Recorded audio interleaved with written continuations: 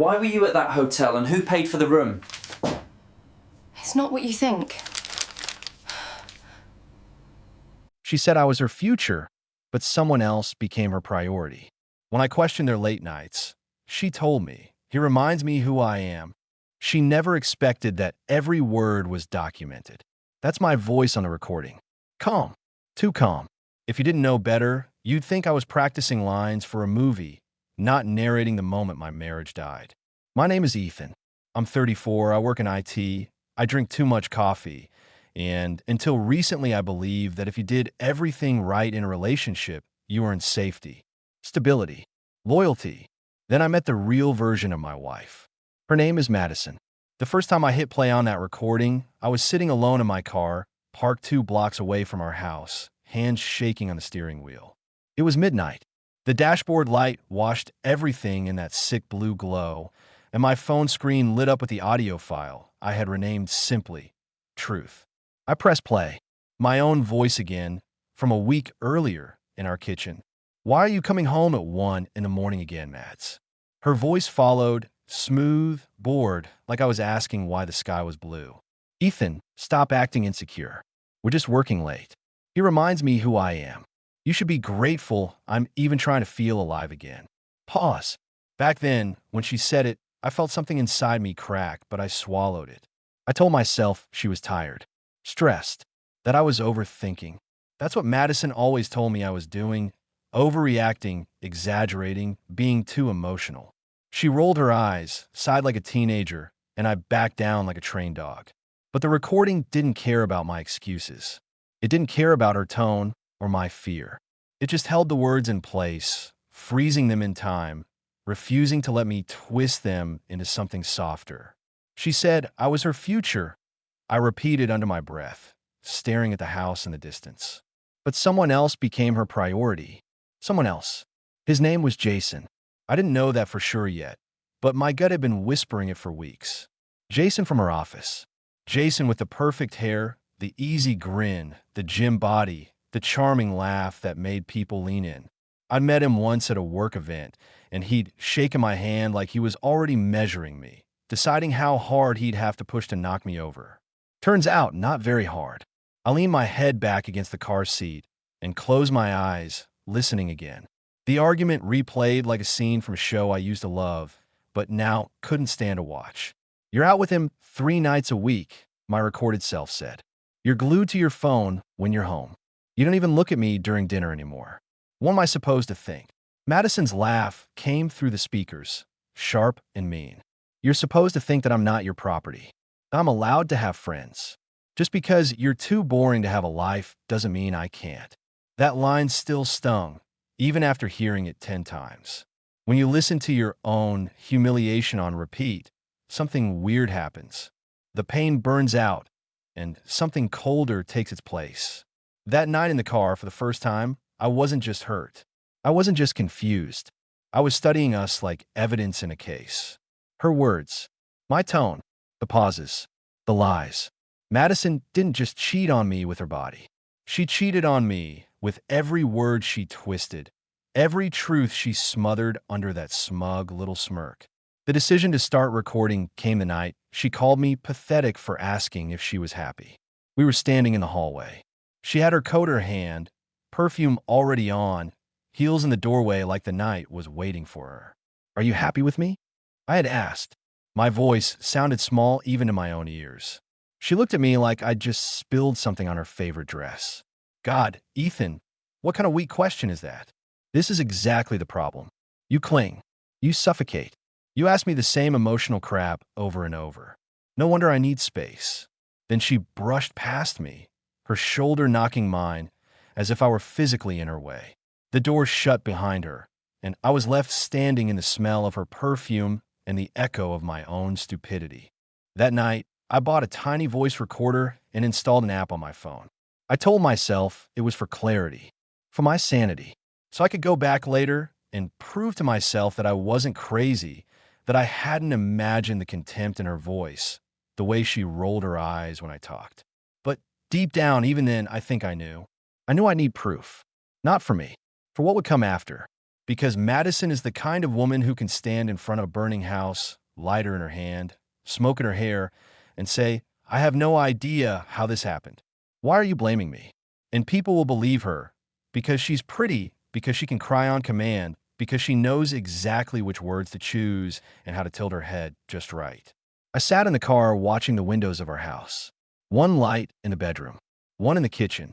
Her car was in the driveway. Jason's wasn't, but I didn't need to see his car to know his fingerprints were all over my life now. The plan forming in my mind felt wrong and right at the same time. She never expected that every word was documented. She never expected that the quiet guy she talked down to for years would be the one holding the receipts. I clicked my phone screen off, slipped it into my pocket, and stepped out of the car. The night air was cold, but my chest felt hotter with every step toward the front door. Part of me still hoped I was wrong. The rest of me was already walking into the house like a man approaching a crime scene. He'd finally decided to investigate. Tonight wasn't about begging for answers anymore. Tonight was about collecting the final piece. When I walked into the house that night, it didn't feel like home. It felt like a stage that had already seen the final act, and I was the idiot who'd missed it. "Madison," I called out, hanging my keys on the hook like I always did. Habit is funny like that. You could be on the edge of your life, falling apart, and still automatically put things where they belong. No answer. The bedroom light was on upstairs, but the house was too quiet. No TV, no music, no clacking of her heels on the hardwood. The kind of silence that doesn't feel peaceful, just loaded. I walked into the kitchen first. Wine glass in the sink, lipstick on the rim, a half-finished bottle of red on the counter. The expensive kind she always said we couldn't afford unless it was a special occasion. Apparently, my humiliation qualified. I caught my reflection in the microwave door. Pale, tired, eyes too wide. I barely recognized the man looking back at me. He looked like someone who knew but hadn't admitted it yet. "Madison," I tried again, louder this time. This time I heard movement upstairs. A drawer shutting. The soft thump of something being dropped on the floor. Then her voice, flat, annoyed. "I'm up here. Stop yelling. I'm not deaf." I took the stairs slower than I needed to, partly because my legs felt heavy, partly because I needed a second to feel the recorder app in my pocket. I had started leaving it on more often at home. She had no idea how much of our life now had a quiet red dot blinking behind it. When I reached our bedroom doorway, she was standing at the dresser, back to me, typing on her phone like the world outside that screen didn't exist. Her hair was still done like she'd just come back from somewhere nice. Curled at the ends. Lipstick perfect. A fitted black dress that I definitely hadn't seen her leave the house in that morning. Perfume hanging in the air like a warning sign. "Wow," I said, leaning against the doorframe. Didn't realize we were hosting a late-night gala. She glanced at me over her shoulder, eyes cold. "Funny, you practicing stand-up now? You were in the car for 20 minutes. What? Rehearsing your big dramatic speech." I ignored the jab. "Where were you?" "Work," she said instantly, like she'd had the answer ready hours ago.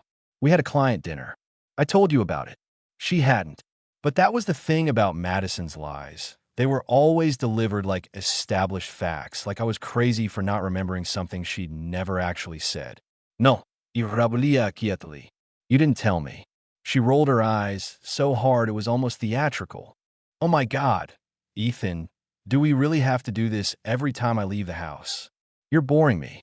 That word again. Boring. She used it like a knife. I stepped into the room, pretending to look at the framed wedding photo on her nightstand. Us on the beach. Her dress blowing in the wind. Her smile, so bright it looked almost fake now that I knew what was underneath. My gaze slipped from the photo to something else on the table. Her work badge. It was still there. "You forget something?" I asked. She frowned. "What are you talking about?" "Your badge. You said you were at the office. You can't even get into the building without it." Her eyes flicked to the badge for a split second, then back to me. A tiny moment. If I hadn't been watching her so closely, I would have missed it. "Oh my God, Ethan," she snapped, voice rising. "They let us into the front desk sometimes. Not everything is some conspiracy for your little detective fantasy." The lie came out fast, sharp, defensive. Too fast.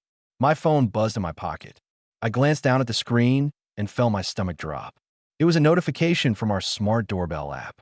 I had almost forgotten I still had alerts turned on for it. A motion recording from earlier that evening. 7:42 p.m. Front door activity. I clicked it open without thinking, thumb moving on autopilot. The video came up. Madison, laughing, hair done, that same black dress, standing way too close to Jason on our front step, his hand on her lower back, her head tilted up, smiling at him like he was the only person on earth. He leaned in. She leaned in more. I felt the air leave my lungs. "Ethan," she said, noticing that I'd gone still. "Are you even listening to me?" I didn't answer. I turned the phone around and pressed play on the video, the sound low but clear. Jason's voice came through. "You sure your husband's not going to pop out?" Madison's laugh followed, light and cruel. "Relax. He still thinks I'm at the office. He believes whatever I tell him. That's his best feature." Her best feature used to be her smile, I thought bitterly. The color drained from her face as she watched herself on the screen. For the first time in months, she looked rattled. "Ethan," she began, voice suddenly softer. "That's completely out of context. That line. That insane, ridiculous line. If I hadn't been so angry, I would have laughed. Out of context." Her lips parted like she was about to spin some new story, some fresh excuse that would blame the angle of the camera, the lighting, my fragile ego, anything but herself. But it was too late. The night of suspicion was over. This was the night the mask slipped for good. "Out of context," I repeated, my voice so calm it scared even me.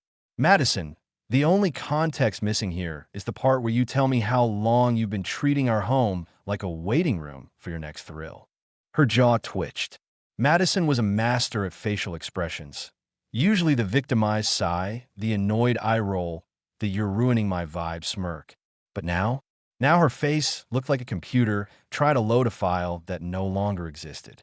"Ethan, you're twisting this," she snapped, stepping toward me.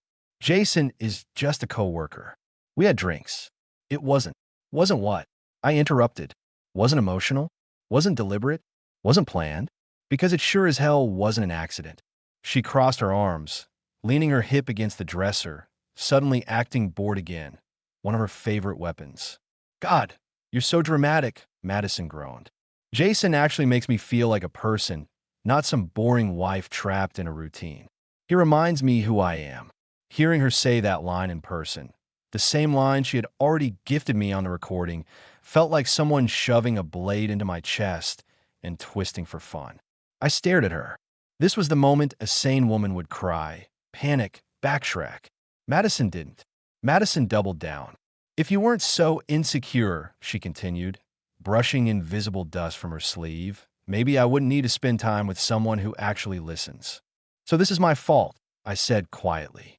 "Oh, don't be pathetic, Ethan," she scoffed.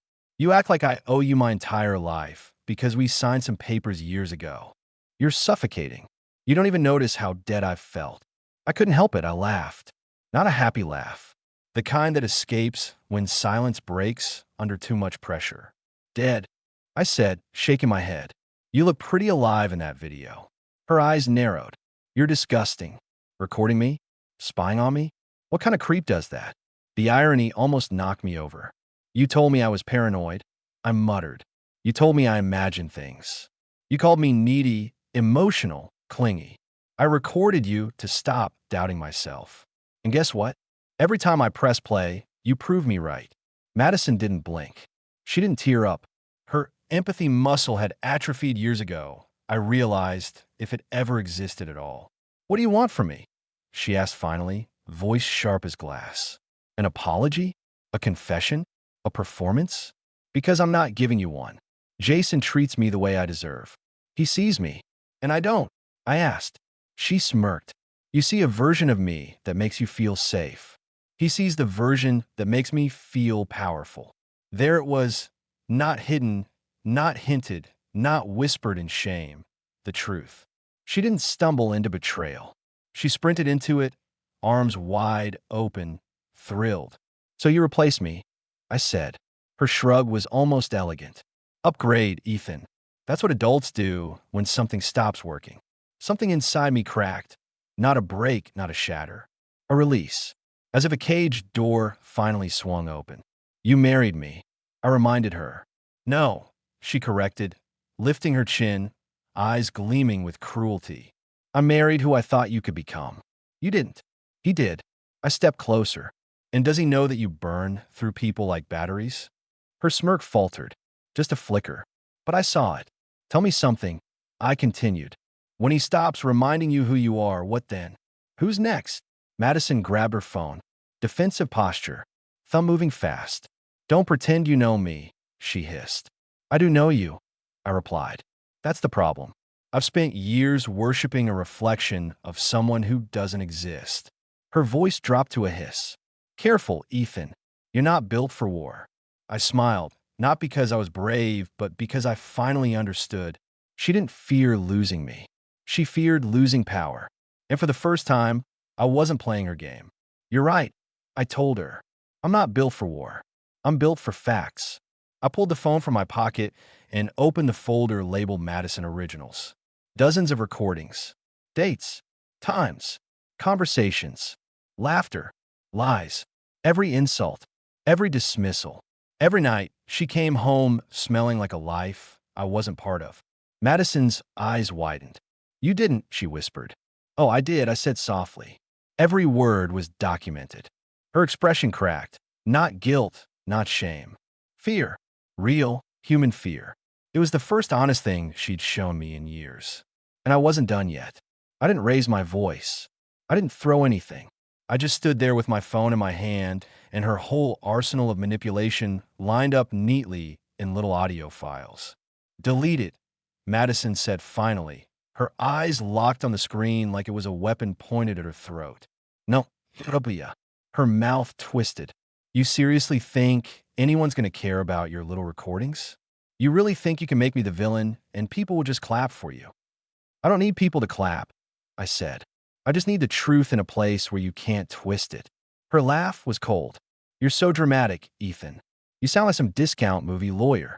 I clicked one of the files at random.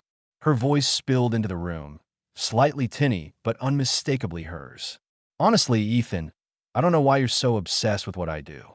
If I want to cheat, trust me, you'd never catch me. You're not exactly Sherlock. She had said that 3 weeks ago in the living room.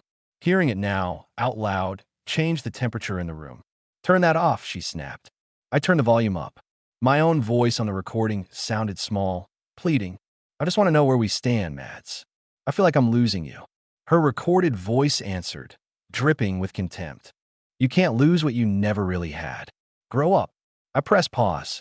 The real Madison stood across from me, jaw tightened, fingers gripping her phone so hard I thought she might crack the screen. You recorded that? She asked, her tone lower, dangerous. I recorded a lot, I answered. The nights you called me pathetic. The mornings you told me I imagined everything. The times you swore there was no one else. And the times you bragged that if there were, I'd be too blind to notice. Her eyes flashed. You're sick. No, I said. I was in love. There's a difference. She snorted. If this is love, I'd hate to see your version of revenge. Funny, I replied, because that's exactly what I'm trying not to do. For a moment, she just stared at me, studying, calculating. Madison wasn't used to puzzles she couldn't solve. I'd always been predictable, apologize, back down, fold. But now the script had changed, and she was standing on stage with no lines. Let me guess, she said slowly. You're going to take this to a lawyer. Cry about emotional cruelty. Try to ruin my reputation. You don't have the spine. You're probably right, I said. I don't have the spine for drama. I do have the spine to walk away and make sure you can't burn my life down on your way out. Her lips parted. Excuse me. The doorbell rang. Both of us froze. It was late. Too late for neighbors. Too late for family. The sound cut through the tension like a blade. Madison's head snapped toward the hallway. No, she whispered under her breath. He wouldn't. I didn't need her to finish. Of course it was him. Of course the universe has a sixth sense of timing. The doorbell rang again. Longer this time. You invited him here? I asked, disbelief mixing with something darker. Her cheeks flushed, not with shame, but with anger at being exposed. He was just going to drop something off, she said quickly. It's work-related. I raised an eyebrow. Work, huh? At midnight. At my front door. After you told him I believe whatever you say. Great professional environment. She glared at me. Don't you dare make a scene, Ethan. You're not embarrassing me. I almost laughed. You did that part yourself. The doorbell rang a third time, followed by a knock. Madison. Jason's muffled voice came through the door. You okay? Your car's here. Lights are on. For a moment, everything slowed down. Her eyes darted to the window, then back to me. A dozen lies were clearly sprinting across her brain, searching for an exit. Say nothing, she hissed at me. Let me handle this. If you blow this up, you'll regret it. I already regret staying this long, I answered. I moved past her, out of the bedroom and down the hallway. My hand slid along the banister, steady. My heart was pounding, but my steps felt strangely light. Behind me, I heard her whisper, Ethan, don't. I'm serious. I kept walking. At the bottom of the stairs, I paused for a second, watching the blur of his shadow through the frosted glass. Then I unlocked the door and pulled it open. Jason stood there, holding a takeaway bag, wearing that same easy grin, until he saw me. The grin died. Oh, he said, clearing his throat. Hey, I thought. Yeah, I said. I know what you thought. Madison's footsteps rushed down the stairs behind me. Sudden events, right? Well, here we were. All three of us on the same stage now. No more recordings. No more angles. Just the truth standing under the porch light. The look on Jason's face was worth every sleepless night I'd spent wondering if I was losing my mind. His confident posture wilted, shoulders slumping as if someone had drained the swagger out of him like air from a balloon. Madison didn't tell me you were here, he muttered, eyes flicking nervously past me toward the stairs. She told me I was her future, I replied, leaning against the doorway. But apparently you became her priority. I want to see the competition. Jason shifted awkwardly, clutching the paper bag in his hands like it contained an excuse. It's just food, he stammered. She said she missed dinner. Behind me, Madison appeared on the stairs, her voice honeyed and venomous at the same time. Jason, go home. This is not a good time. Jason's eyes darted between us. You told me he was out of town. Madison's tone sharpened like a knife. I said he was busy. Don't twist my words. I laughed, an ugly, hollow sound. She doesn't like when other people do that. She shot me a glare sharp enough to cut steel. Jason took a step back toward the driveway. Madison, we talked about transparency. You said it was over. There's nothing to be transparent about, she snapped. We're just talking. Nothing's official yet. Official. That word hit me like a punch. My marriage was an unfiled form to her, just waiting for a stamp. So, I'm a pending document now. I asked, let me know when I'm approved for disposal. Madison exhaled loudly, like I was the one making this complicated. Ethan, stop acting like a victim. You know we haven't worked for a long time. Funny, I said. I didn't realize not working meant rehearsing intimacy with someone else. Jason tried to speak. Look, I didn't mean. I held up a hand. Save it. You're not the first guy who thought he discovered buried treasure, only to realize he was standing in a landfill. Madison's face twisted. Wow, Ethan. Classy. You see? This is why I'm done. You suffocate everything. You take a moment and drown it in speeches. You can't just let life happen. Life. I repeated. You mean betrayal. You're confusing nouns again. Jason rubbed the back of his neck, clearly regretting every decision he'd made in the last 24 hours. Maybe I should go. Maybe you should grow a backbone, Madison snapped. We talked about this. You said you weren't afraid of confrontation. Confrontation? I echoed. Madison, this isn't confrontation. This is gravity. You lied, and everything you built is falling because lies don't stand upright. For the first time, Jason looked at her with something other than infatuation, something closer to suspicion. You told me he was emotionally unstable, he muttered. You said he was controlling and paranoid. Madison blinked, caught off guard. He paranoid. Jason gestured at me. He's standing here calmly. You're the one who looks like a grenade. Madison opened her mouth, ready to unleash something nuclear, but I beat her to it. Oh, she's very convincing, I said. She could convince a priest to sell Bibles at a discount if she needed to.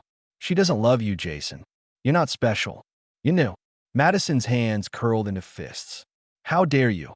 I dare because I finally can, I said. You spent years teaching me that my voice didn't matter. Your fatal flaw, Madison, is assuming I never learned the lesson. Silence crackled between us like electricity before a storm. Jason swallowed. Madison, is this true? Are you actually done with it? Madison hesitated. That was the moment everything broke. She didn't say yes. She didn't say no. She said, Jason, don't do this. Now don't leave me. Now don't blame me. Just don't ruin my setup. Jason stepped back, shaking his head. I'm not getting sucked into this. He turned and walked down the path, never once looking back. Madison watched him leave, her entire body frozen. Then, slowly, she turned to me. This is your fault, she said. I smiled, not the polite kind, not the exhausted kind. The kind that comes from clarity. No, I replied. This is your reflection. She stood there, trembling, not from heartbreak, but from losing control. You think you've won? She whispered. No, I said. I think I've finally stopped losing. She moved closer, like a predator cornered. Not dangerous, just desperate. You have no idea what you've started, she said. Neither do you, I answered. But unlike you, I don't need to script the ending. Her eyes narrowed, venom replacing fear. This isn't over. No, I agreed. This is the first time it's actually begun. She wanted war. She wanted chaos. But she forgot something. You can only destroy a man who still believes you're worth saving. And I no longer did. Madison didn't storm out. That would have made things easy. Instead, she stood in our living room like a queen deprived of her crown, waiting for her subjects to kneel again. But the throne was gone, and I was no longer kneeling. Say something, she snapped. I didn't. Silence isn't just the absence of sound. In the right moment, silence is a verdict. Madison was used to arguments she could twist, emotions she could weaponize, apologies she could collect like trophies. Silence gave her nothing. No leverage, no script, no applause. She paced the room, heels tapping like bullets on hardwood. You think you're superior now? She demanded. Because you caught me in one little mistake? I raised an eyebrow. One, I asked, still calm. Should I forward you the playlist? It's a long album. Her face tightened. You are unbearable. You train me, I replied. Something flickered behind her eyes. Fear or realization, I couldn't tell. Narcissists don't fear guilt. They fear accountability. Madison folded her arms. So what now, Ethan? You think you're going to dump me? Ruin my life? Humiliate me? No, I said truthfully. Your life ruins itself when the spotlight moves. God, you sound like a poet who thinks he's profound. And you sound like a child who thinks consequences are negotiable. Her jaw clenched. She wasn't used to words she couldn't dodge. Don't talk like you're above this, she sneered. You're just angry I chose someone else. I almost laughed. Madison, you didn't choose someone else. You chose an audience. Her lip twitched. Bullseye. I walked past her into the kitchen and opened a drawer. Inside were the documents I'd printed days earlier, things she'd mocked me for preparing. We're done, I said, placing a folder on the counter. Her eyes widened. Not with sadness, not with regret, with insult. You're divorcing me? She asked like I'd suggested a downgrade in her wardrobe. Yes. You can't just decide that. I can, I interrupted. And I did. She grabbed the folder, flipped through the pages, then slammed it down. You won't get anything without a fight, she hissed. I don't want your things, I replied. I want my peace. That rattled her more than any threat could. Madison didn't value love, she valued attention. If I wasn't fighting for her, begging, bleeding for her, she wasn't relevant. You're acting impulsively, she argued. If anything, I said, I waited too long. Her laughter came sharp and brittle. You're not capable of surviving without me. You wouldn't know what to do with freedom. I'm already doing it, I replied. She scoffed. You think walking away makes you strong? No, I said. Enduring you did. For a moment, something shook inside her, a fracture in the mask. But pride sealed it back into place. So you think Jason is going to swoop in and take me like I'm some prize? She asked, voice dripping sarcasm. He just ran from the porch like a kid afraid of curfew. I replied. You don't have a prince. You have a runner.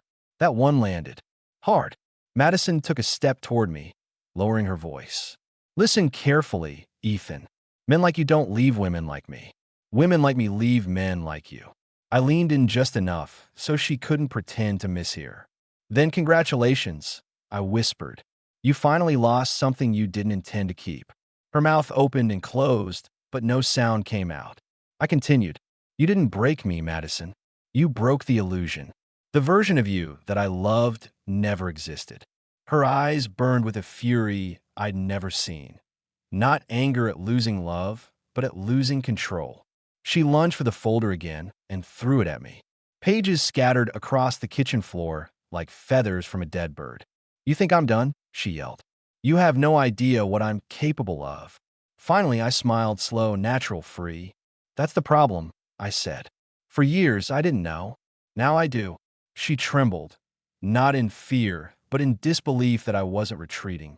You'll regret walking away from me, she hissed. No, I corrected gently, heading for the stairs. I'll regret not walking away sooner.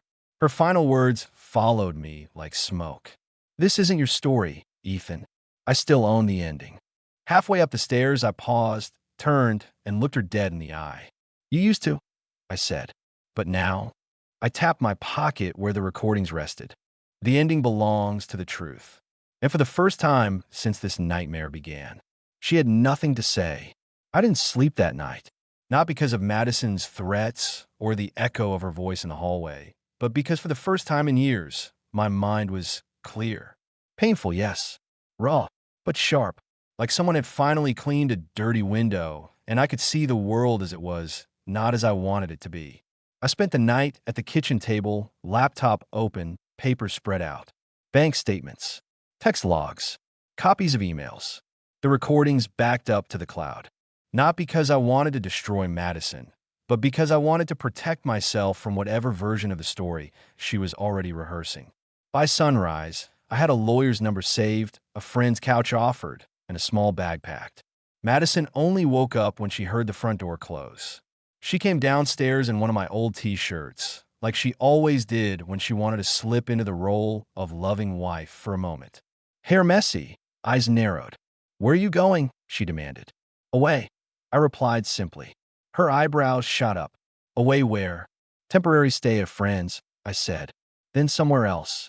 Somewhere that doesn't echo with every lie you told. She folded her arms. So you're running away. I'm walking out, I corrected. Big difference. You're not taking the car, she said sharply. I'm not taking anything you'll accuse me of stealing later, I replied. The car's in your name. I'll manage. She scoffed. You can't just abandon your life and expect it to work out. I'm not abandoning my life, I said. I'm reclaiming it. Her lips curled. You think anyone's going to believe you when I tell them you lost it? That you turned creepy and obsessive?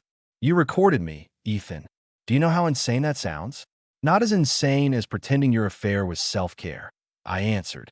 She stepped closer, voice low. You won't win. This isn't a game, I replied. There's nothing to win. I just refuse to keep losing myself. For the first time, I saw something unfamiliar in her eyes. Not victory, not amusement. Confusion. Men like me weren't supposed to leave. We were supposed to stay. To endure. To absorb. Fine, she snapped. Go. But don't come crawling back when you realize no one else will put up with you. I smiled sadly. If no one else ever does, I'd still be better off than living with someone who never even tried. I left without slamming the door. The silence I stepped into outside felt different from the silence inside. Out here, the world hadn't changed. Cars still passed. Birds still screamed at each other. Someone across the street was walking their dog. My world had ended. Theirs hadn't. And somehow, that made it easier to breathe. The next few weeks were a strange mix of fragile and freeing. I slept on my friend Ryan's couch for a while. He was one of those people Madison always called a bad influence because he didn't fit her curated image. Turns out, bad influences make good lifeboats. He didn't ask for details. He just handed me a cup of coffee that first morning and said, So, you finally walked, huh? Yeah, I replied. Took you long enough, he said, but there was no judgment in it, just relief. My lawyer didn't care about drama. She cared about facts. You have documentation? She asked. Too much, I said. Good, she replied. Judges don't care who broke whose heart. They care who broke agreements, who lied, who manipulated. You can't punish betrayal in court, but you can stop it from turning into theft. That was the thing I had to accept. The law couldn't heal me. It could only protect what was left. The healing part? That was on me. At night, when I was alone in Ryan's living room, I'd catch myself almost calling Madison out of habit, to complain about my day, to share something dumb I saw online, to ask if she wanted anything from a store. Then I'd remember. She was probably sending those same texts to someone else now. Jason, or whoever came after him. And to my surprise, the thought didn't tear me open anymore. It just stung, then faded, because I finally understood something. She hadn't broken something sacred between us. She had revealed something rotten inside herself. I started going on walks after work instead of straight home, or rather, straight back to Ryan's couch. I listened to music I liked, not the playlist she mocked. I cooked badly and laughed at myself instead of hearing her voice in my head calling it pathetic. Slowly, the space she used to occupy in my brain stopped being a throne and became an empty room. A room I could repaint, rearrange, reclaim. It didn't happen in a day. Healing never does. But one night, as I scrolled through my phone, I saw the folder of recordings. For the first time, I didn't feel the urge to press play. I wasn't interested in reliving the lies. I was finally more interested in building a life where they no longer mattered. Divorce isn't a thunderclap. It doesn't strike once and vanish. It's erosion, a slow grind, a process of removing someone from your paperwork, your house, your memories, and eventually, if you're lucky, your heartbeat. Madison fought it, of course, at first with arrogance, then with guilt, then with fury, and finally with desperation disguised as nostalgia. She sent messages like landmines. We had good times, didn't we? Are you really throwing everything away? You're overreacting. I didn't cheat. It was emotional exploration. You were suffocating me. I miss us. Jason was a mistake. You owe me a conversation. You'll regret this. Her voice shifted tone with every message, as if she were flipping through personalities like a deck of cards, waiting to see which one I'd fall for again. I didn't respond. Silence was no longer my weakness. It was my boundary. She escalated. She called mutual friends, spun stories about my paranoia, tried to paint herself as the misunderstood victim of my emotional fragility. But the problem with smart liars is they assume everyone else is stupid. She forgot something crucial.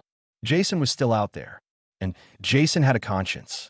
One afternoon, Ryan knocked on my door and nodded toward the street. Jason was sitting on the hood of his car, like a teenager waiting to confess to a principal. Don't punch him, Ryan muttered, half teasing. I didn't want to. I was tired of violence that wasn't physical but felt like bruises anyway. Jason stood as I approached. Ethan, he said, I owe you something. I didn't answer. He swallowed. Madison told me you two were separated. She said you were toxic. She said she was scared of you. I raised an eyebrow. Does she ever pick lies that aren't Oscar contenders? He exhaled, eyes falling to the pavement. I'm sorry, man. I believed her. But after that night, something didn't sit right. I stayed silent. He continued. She reached out a couple of days ago, so we should try again. Said she made a mistake choosing you first. That sentence held the entire blueprint of her heart. People weren't partners. They were placeholders. She also said, Jason added quietly, that if I didn't help her get you back, she'd make sure everyone thought you abused her. There it was. The nuclear threat. The one I knew was coming. Madison didn't fear truth. She feared irrelevance. She's dangerous, Jason said. Not physically, just psychologically. I didn't need the warning. I had lived it. Jason sighed. I came here to tell you I won't be part of whatever story she's trying to write. I'm done. He offered something unexpected then, a small envelope. I thought you might need this, he said. Inside were screenshots, messages, photos, proof. Not for revenge. For protection. Why help me? I asked. Jason shrugged. Because she almost made me the villain in a story I didn't even understand. And I saw what it did to you. I don't want to end up like that. He left without waiting for forgiveness. I didn't owe it to him. but I respected the instinct for survival. The court hearing came weeks later. Madison walked in looking flawless.